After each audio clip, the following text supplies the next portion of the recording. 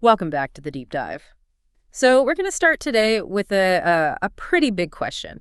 How do you build a multi-trillion-dollar empire, basically from scratch? Your mind probably jumps straight to things like, complex financial models or maybe Silicon Valley tech scaling. Right, the usual suspects.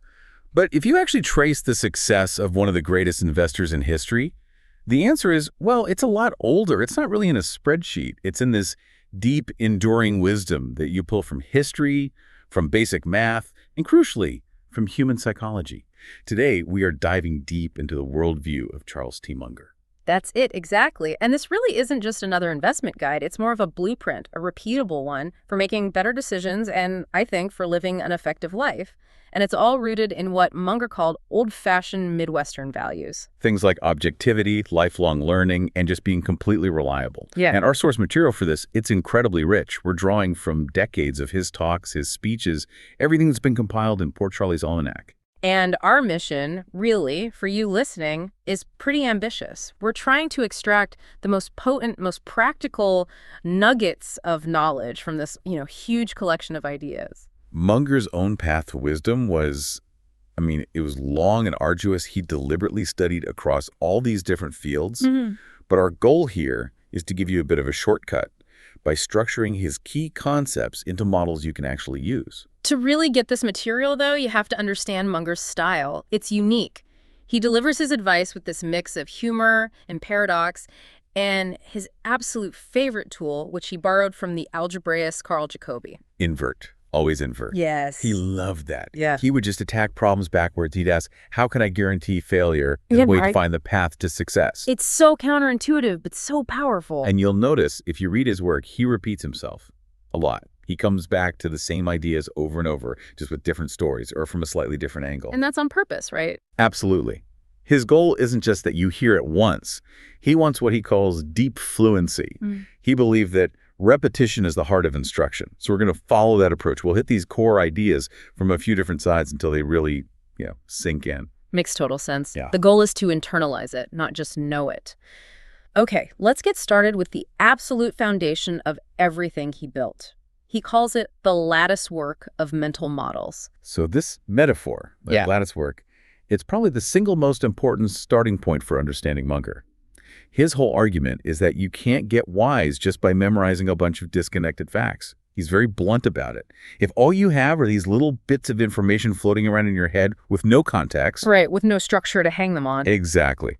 You will, and this is a direct quote from him, fail in school and fail in life. So knowledge needs a scaffold. It needs a framework. He says it has to hang together on a latticework of theory for it to be useful when you're under pressure. Yeah, otherwise it's like water off a duck's back. The information is there 1 second and gone the next, especially when you actually need to apply it. And that need for a structure immediately leads to his next big idea, right? This multidisciplinary mandate. It does.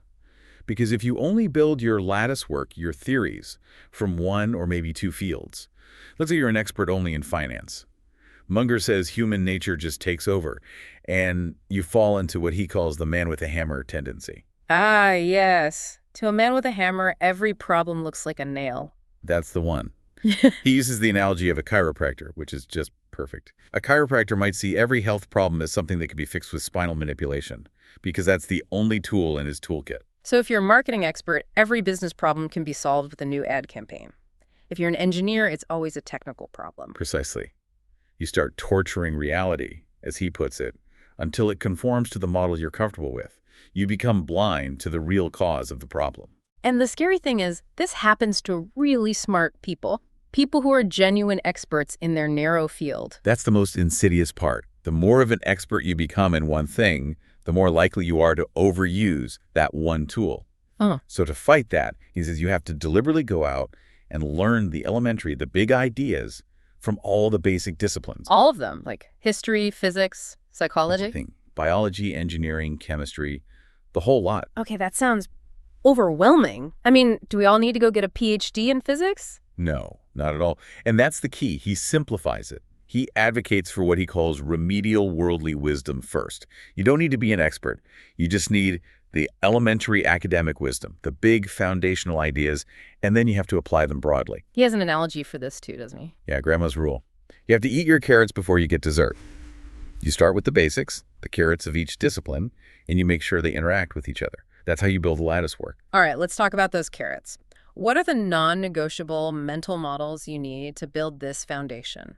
The first one, the absolute starting point, is mathematics. Yeah. You got to be fluent in basic arithmetic, algebra, and you have to be able to handle probability.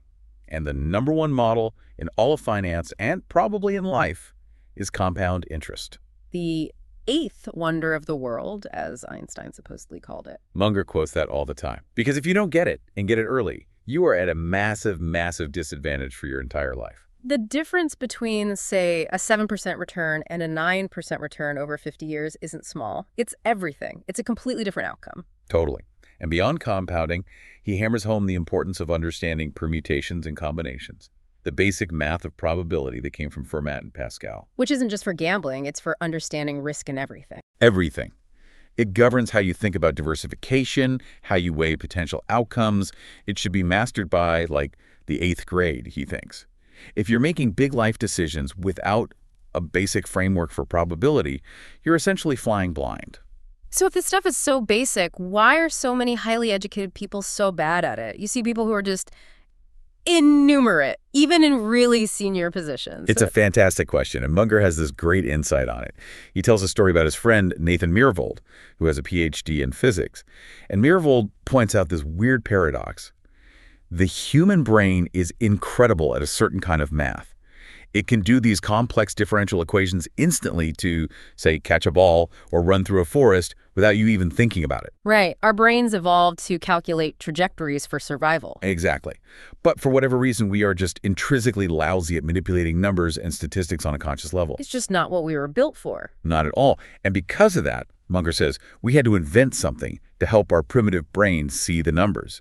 And that invention was the graph. The graph. Like a line graph. A simple line graph. He calls it the only intellectual invention of the monks during the Middle Ages. That's worth a damn. Because a graph takes abstract numbers and turns them into something that looks like motion. It puts them in a spatial context. It lets us use our powerful visual processing to see trends that are just hidden in a column of figures. It bridges the gap. That's a great way to think about a tool we just take for granted. Okay, so that's math. What's the next foundational pillar? Accounting. He calls it the language of practical business life. You simply can't evaluate a business or even your own finances if you don't speak the language. And he says double-entry bookkeeping was a hell of an invention. Because it forces a kind of reality check on things, a balance. It imposes order on chaos. But just like any model, you have to know its limits. You have to know what it's not telling you. You have to, because standard accounting is just a crude approximation of the underlying economic reality. He gives this fantastic example of an engineer named Carl Braun. Braun's job was to optimize complex things like oil refineries. And he looked at the standard accounting reports and just declared them asinine. Why asinine? What was it missing? Well, think about it. Standard accounting is focused on historical cost, on depreciation schedules, on things that have already happened. Braun didn't care about what the pipe cost 20 years ago. He cared about the real-time operational metrics. Like energy efficiency right now, or product flow through, the things that actually determine if the plant is making money today and tomorrow. Precisely.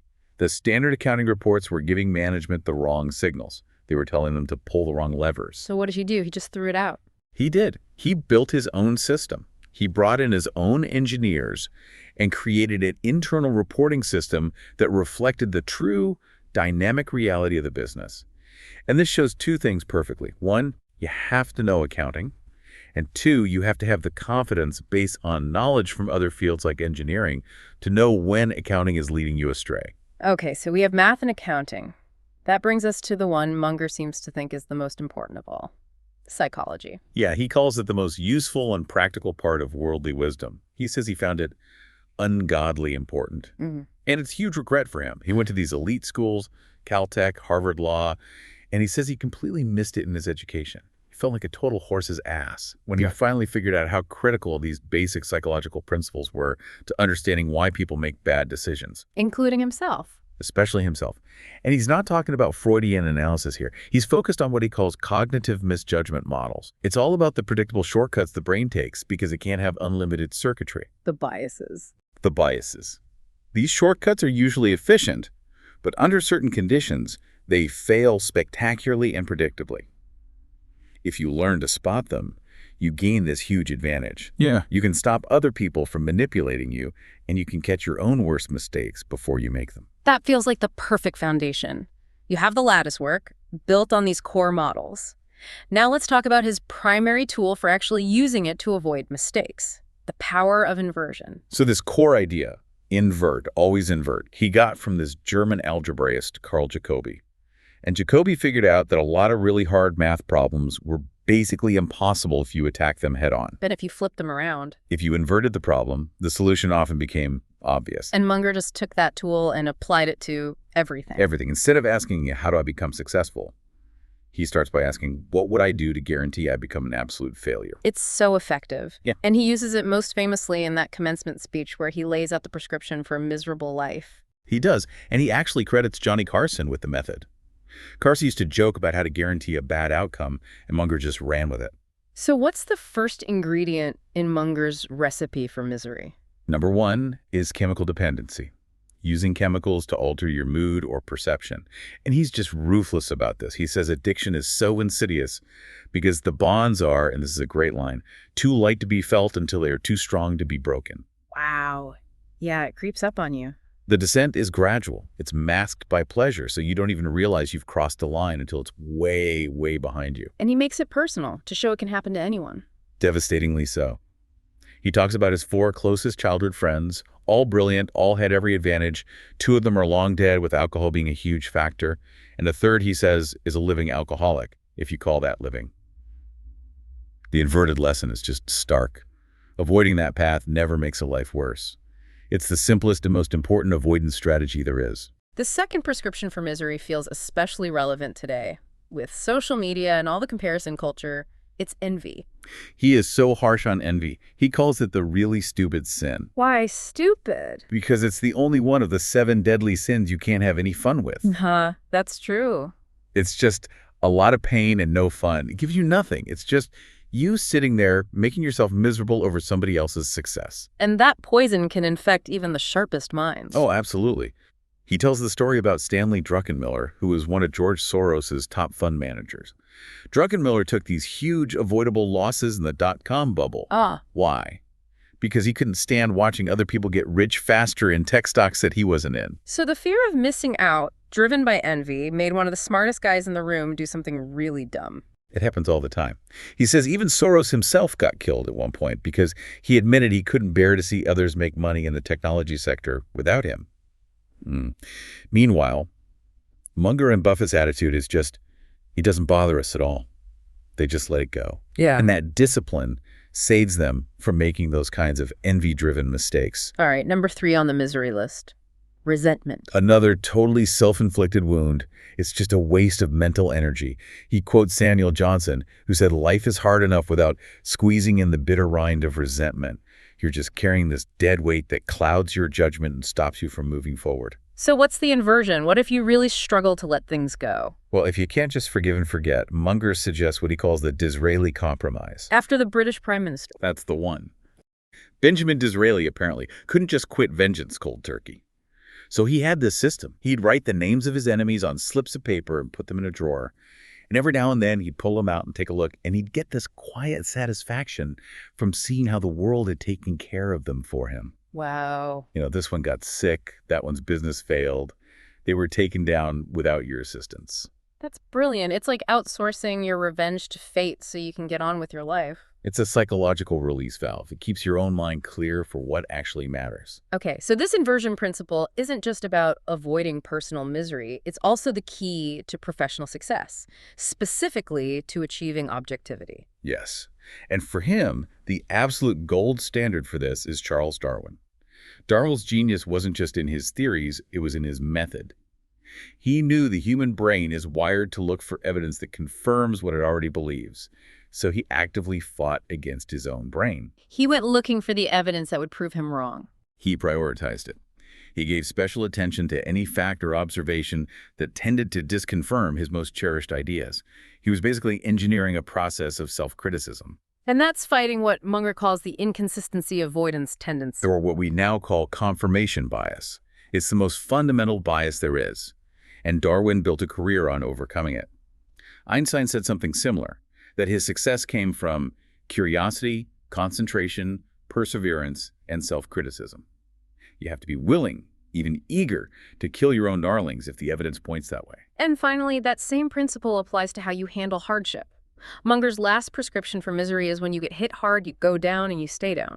And the inversion of that is pure stoicism, specifically Epictetus. You have to remember, Epictetus was born a slave, he was physically maimed, he was poor, and yet he saw every single misfortune as a chance to learn something, an opportunity to behave well. He reframed suffering as training. He turned it into a positive force. His epitaph is one of the most powerful things you'll ever read. Here lies Epictetus, a slave, maimed in body, and favored by the gods. He felt favored because of his hardships, not despite them. Exactly. Because they made him wise and resilient. That refusal to wallow in self-pity is the ultimate inversion of life's blows. It says your circumstances don't define you, your response does. That's a perfect transition. So if inversion is the operating system, let's look at how he applies it to the nuts and bolts of business and investing. Okay, so the core tool for making any big decision is what Munger calls the two-track analysis.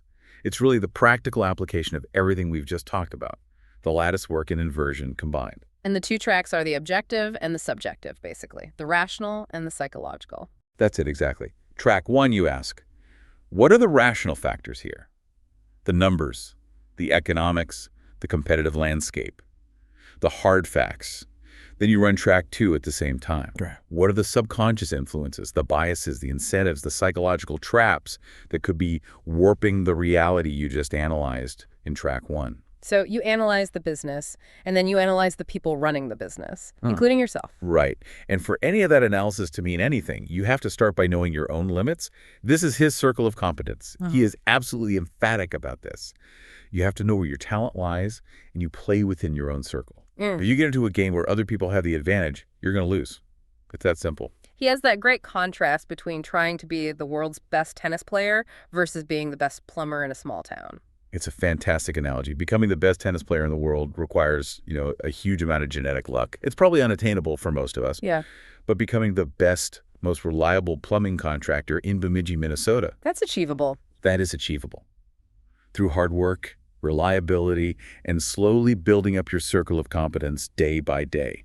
The key is that the circle is developed, not just something you're born with. Which requires a level of intellectual honesty that is, frankly, pretty rare, knowing what you don't know. It's brutal honesty. Yeah. And the best illustration of this is the story about Max Planck's chauffeur.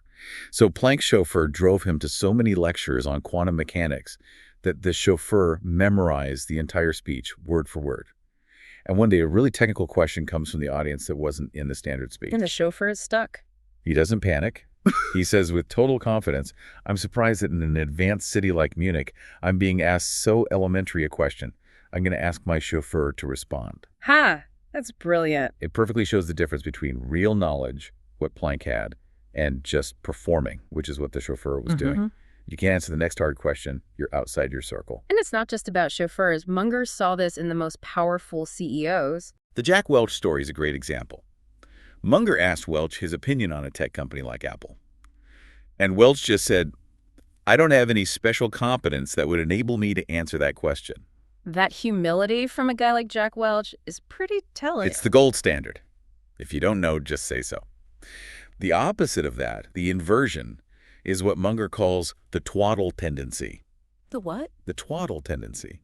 It's when people feel compelled to have an opinion on things they know nothing about. He uses the analogy of a honeybee.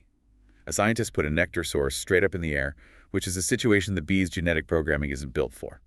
So it doesn't know how to communicate that. Right, so it flies back to the hive and does this incoherent dance. It tries to communicate something it doesn't understand, and it just confuses the whole hive and sends them on a wild goose chase. The lesson being, if you're outside your circle, just be quiet. You're doing more harm than good by talking. Exactly. Keep the people pouring out, twaddle away from the serious work. Okay, so once you are firmly inside your circle of competence, the next step is finding quality. This is where Munger really influenced Buffett, right? Massively. He's credited with shifting Buffett away from the classic Ben Graham approach of buying just any cheap cigar butt company. And moving him toward buying wonderful businesses at a fair price. High-quality businesses that have a sustainable competitive advantage. A moat. And the job of the management is to widen that moat every single year. If the moat is shrinking or it depends on just one person, they don't even bother. They just move on. And a lot of the best moats are driven by advantages of scale. Yes. Munger loves to talk about scale advantages, how just being big creates these self-reinforcing loops.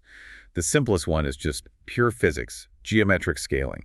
If you're building a big round tank to hold oil or something, the amount of steel you need goes up by the square of the dimensions, but the volume it can hold goes up by the cube. So your cost per unit of volume drops dramatically the bigger you get. The physics itself favors the big player.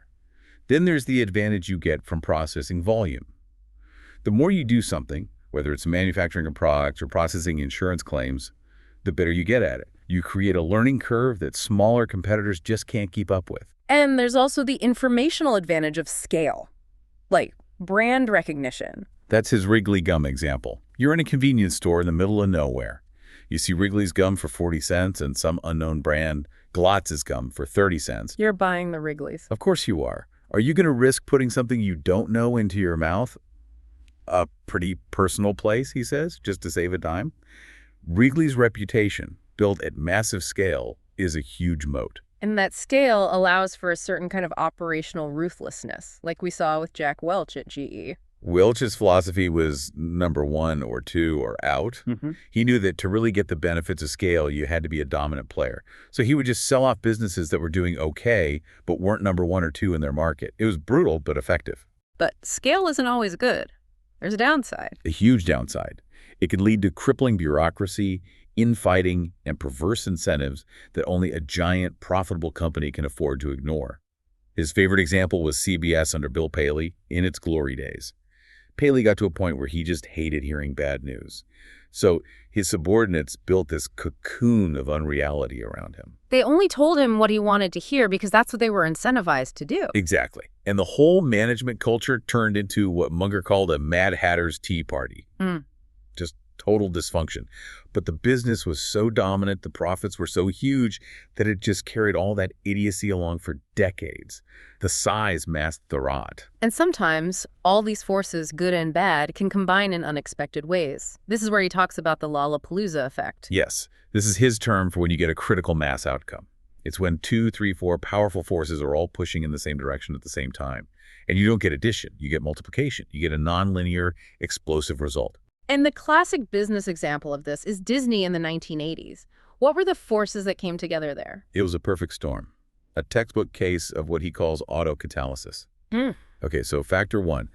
Disney had this library of classic animated films, irreplaceable intellectual property, a huge moat. Factor 2 was the brand itself, a globally trusted brand. Factor 3, the invention of the video cassette. A brand new, massive distribution channel that allowed them to sell those old films directly into people's homes for the first time. And these were assets that were already fully paid for. They were just sitting in a vault. That's the kicker. They took films that were sitting on the books at zero, out of the can, and stuck it on the cassette, and suddenly billions of dollars started pouring in. Every parent in the world wanted their kid to see Snow White. The combination of the beloved IP, the new technology, and the intergenerational demand created this massive tailwind, a true Lollapalooza.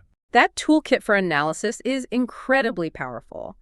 But Munger doesn't just use it to analyze companies. He uses it to critique entire systems that he sees as corrupt or foolish, and it almost always comes back to incentives.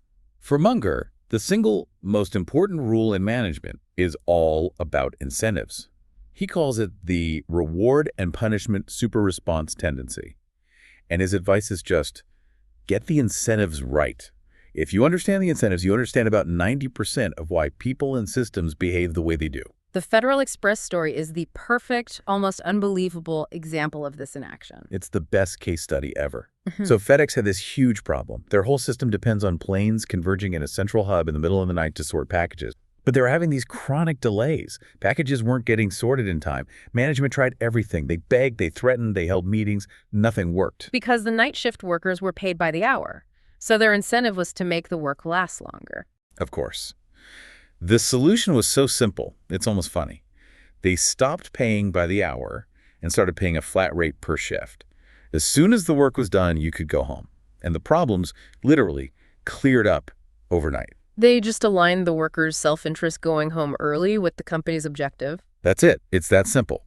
And he extends this idea to morality. He believes that bad behavior is intensely habit-forming when it is rewarded. This is where the cash register comes in. Yeah, he talks about this guy named Patterson whose store was failing because his employees were constantly stealing from the till.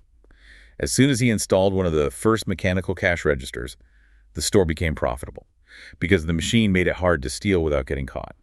It changed the incentive structure. So for Munger, the cash register is more than just an accounting tool. It's a moral instrument. A great moral instrument, he calls it, because it helped make honesty the easy and default path. You have to design systems that make the right choice the path of least resistance. And the opposite of that, when perverse incentives combine with social proof, can be an absolute disaster. That workers' compensation story is just chilling. It is a huge warning. He had a friend who ran a manufacturing company with plants in California and Texas, and he found that workers' comp fraud was completely out of control. It was so common that everybody does it became the mentality. Social proof. And his insurance cost ballooned to double-digit percentages of payroll. Just to cover fraud, a 10 or 15% tax on his entire labor cost. It was making the business unprofitable. So what did he do? He shut down the plants, and he moved the whole operation to Ogden, Utah, and specifically hired from the local Mormon community, which had a very strong social code of honesty. His workers' comp costs immediately dropped to 2% of payroll. Wow, that's a staggering difference. And it's all down to the social norms and the incentives. It proves the raw financial power of morality in a system. Munger's point is that once you let the slop run, once you let that kind of behavior become normal, it's almost impossible to reverse. He levels that same kind of biting critique at the entire investment management industry. Oh, he's brutal. He says that the industry as a whole provides no value added to all buyers combined. Because the incentive is for activity, not for results. Exactly. If you're a manager and you just buy a few great companies and sit on them for 20 years, which is what Munger and Buffett do, your client gets rich. But you might get fired because it doesn't look like you're doing anything to justify your fines. So you're incentivized to churn the portfolio, to trade a lot, to sell complexity, and all that activity just eats away at the client's returns through fees and taxes. Right. And this led him to invent a new word for this. He calls it embezzlement. Embezzlement. It's the functional equivalent of embezzlement. Imagine a foundation has $100 million. In a good year, the market goes up 10%. The foundation's balance goes up to, say, $107 million after they pay 3% and all sorts of fees and costs. The foundation feels richer. The managers feel like they earned their fees. But that $3 million was just vaporized for no reason. It was functionally embezzled. And because the overall pie is growing, no one notices the slice being taken. That's the psychological trick that allows it to go on for so long. His candor doesn't stop there. He talks about aggressive accounting being a curse to a civilization. He believes double-entry bookkeeping was a force for good because it imposed reality. But when you use accounting tricks for fraud and folly, he thinks it's a total disgrace. He saw big, respectable accounting firms selling tax shelters they knew were fraudulent, and they'd rationalize it by saying they only sold them to their biggest clients so no one would notice. That's a slippery slope. It's just once you start down that path, you end up in a moral sewer. And the problem is, the auditors are hired and paid by the management they're supposed to be policing. The incentive structure is completely broken. But his most severe warnings by far were reserved for derivatives. He called the whole system almost insanely irresponsible. Yeah, and this was years before the 2008 crisis. He saw it coming from a mile away. He had a few huge problems with them. One was just the scale, trillions and trillions of dollars. Two was the complexity. The products were so opaque that the accounting rules, GAAP, just became a sewer. His word was bonkers. And three, and this was the most dangerous, it created this massive hidden web of counterparty risk. So no one really knew who owed what to whom if something went wrong. No one. And everyone was incentivized to pretend the risks weren't there. He called it a Mad Hatter's Tea Party and predicted a significant blow-up was inevitable. He said when Enron collapsed and they tried to unwind their derivative book, their entire net worth just vanished. And Berkshire, after buying a company that had a derivative book, spent years carefully unwinding it because they concluded it was a crazy idea for people who are already rich to be in this business. He also had some strong words for the U.S. tort system, arguing it has these really perverse effects. A classic case of unintended consequences. The system is so litigious that it actively discourages the best, most well-capitalized companies from making certain products. He gives the example of a company that invented a safer police helmet. But they refused to manufacture it themselves because they knew that if a police officer got hurt while wearing their helmet, they'd be the target of a massive lawsuit because they had deep pockets. So they sold the patent to a smaller, less capitalized company that was essentially judgment-proof. The system incentivized the less reliable company to make the product. Exactly. The best companies are scared away from beneficial but high-liability businesses. And he points to the asbestos crisis, where he saw that only about 25 cents of every dollar in settlements actually went to the victims. The other 75 cents went to lawyers and experts whose incentive is to keep the litigation machine running forever. And finally, he brings this critique back to our own minds. The danger of intense ideology. He warns that any heavy ideology, whether it's political or something else, can cabbage up one's mind. If you get too passionate about an ideology and you argue for it all the time, you're pounding it in, pounding it in, pounding it in to your own brain. And it makes it impossible to see the other side. You lose that Darwin-like objectivity. You become a lousy thinker because the ideology pounds ideas in better than it convinces them out. Yeah. You have to constantly be on guard against it and favor objectivity over the comfortable certainty of a rigid worldview. This all sets the stage for how to actually live a life that avoids these traps, the personal application of all these ideas. So when you boil it all down, Munger's ethos for a good life is actually very simple. The surest way to get what you want, he says, is to try to deserve what you want. It's the golden rule, but applied to your career and your business dealings. You deliver the kind of work or product that you yourself would want to buy. And if you do that consistently over a long period of time, you build this reputation for earned trust. And that trust becomes its own competitive advantage. It's a moat. People who have that ethos, he says, they just win on the long run because true reliability is so rare. So when young, ambitious people ask him, how can I be like you but faster? What does he say? His answer is pure old-school wisdom. You slug it out 1 inch at a time, day by day. The goal isn't to get rich quick. The goal is to go to bed a little bit wiser each night than you were when you woke up. You build that discipline slowly so you're ready for the fast spurts, when those rare, great opportunities finally show up. And the goal wasn't even the wealth itself. It was independence. That was the primary goal, just like it was for someone like John Maynard Keynes. Financial independence gives you the freedom to think for yourself and act rationally without having to answer to anyone. That was the real prize. And that long-term approach requires an obsession with risk. All of his investment analysis starts with measuring risk, especially reputational risk. You have to operate far, far from the legal lines. You need a strong internal compass. He talks about watching his old business partner, Rick Guerin, willingly overpay in deals sometimes just to make sure there was absolutely no question about his integrity. The cost of maintaining a perfect reputation is worth paying. And that habit of reliability has to start early. He says, if you start early trying to have a perfect one in some simple thing like honesty, you're well on your way to success in this world. Reliability isn't something you're born with. It's a trait you can consciously develop. So you do all this work, you build this discipline, and then one of those rare opportunities appears. The strategy has to shift, right? From patience to aggression. Completely. Good ideas are rare. So when you find one, and the odds are massively in your favor, you have to bet big. He thinks that for a knowledgeable investor, wide diversification is just idiocy.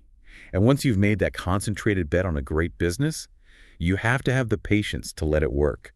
You never interrupt compound interest if you don't have to. And just sitting on your hands like that has this huge, often overlooked advantage because of taxes. This is a huge insight. If you can sit on a great stock for decades, you get this massive tailwind from tax deferral. Think about the difference between paying a 35% tax on your gains every single year versus letting that 35% that you would have paid in tax continue to compound for you for 30 years and only paying the tax at the very end. The difference in the final outcome would be enormous. It's a huge, huge edge that active traders just give away. But even with a great long-term plan, you have to constantly be on guard for these cognitive traps that can derail you, like the contrast misreaction tendency. This one is so tricky. Our brains don't perceive things in absolute terms. We perceive them in relative terms by contrast. And this is really dangerous when things are deteriorating slowly. Each small step down doesn't seem like a big deal because the contrast with yesterday is so small. That's the frog in the boiling water story? The classic metaphor. You throw a frog in boiling water, it jumps right out. The contrast is huge. But you put it in cool water and heat it up slowly, and it will just sit there and cook because it never perceives the gradual change as a threat. And this is used in sales all the time. Right. They sell you the $65,000 car first, and then the $1,000 leather dashboard seems cheap by comparison. Your brain gets tricked by the context. And even if you do realize you're in hot water, another bias kicks in that makes it hard to get out. The inconsistency avoidance tendency. That's our brain's natural inertia. It takes a lot of mental energy to change your mind or admit you made a mistake. So the default is just to stick with the original plan, to double down on a bad decision, because it's easier than changing course. Munger and Buffett say they actively work at developing the skill of changing their minds because they know that without it, disaster often comes. And finally, you have to have the confidence when you've done the work to sometimes override credentials. This is critical. You have to be able to overrule the experts, the engineers, the lawyers, if you can clearly see that their judgment is being warped by an incentive-caused bias or some other powerful psychological force. But you have to have done the work yourself to be able to spot that flaw. Oh, absolutely. You can't do it from a position of ignorance. But if you have the multidisciplinary knowledge and you can see that the expert's recommendation just happens to be the one that's most profitable for their firm, you have to have the courage to say no. Munger says that's where the lattice work really pays off. You know enough to spot the bias. And really, what could be more useful in life than that? That is a powerful place to end.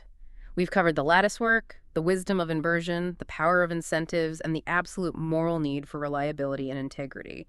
This has really been a deep dive into a complete blueprint for thinking. Yeah, we've tried to give you that shortcut to the path he took. And his final message is always that being wise isn't about having a 200 IQ.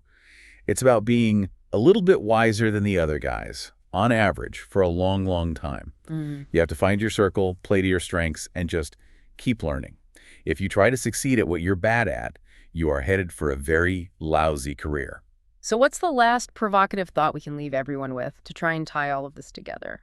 I think it has to be Einstein's quote on complexity, which Munger just loved. Everything should be made as simple as possible, but no more simple. If you want to succeed at a high level, you can't wish the world was simpler than it actually is. You have to embrace its complexity. You have to put in the work to learn those 20 or so big models and understand how they interact. It sounds like a full-time job that never, ever ends. It is, but that's the whole point. The difficulty is your advantage. Searching for some easy laid-out system is a recipe for disaster. You'll end up joining a cult or, like Munger's bee, dancing an incoherent dance. The reason most people won't do this work is because it's hard. And that is precisely why it's so valuable if you do.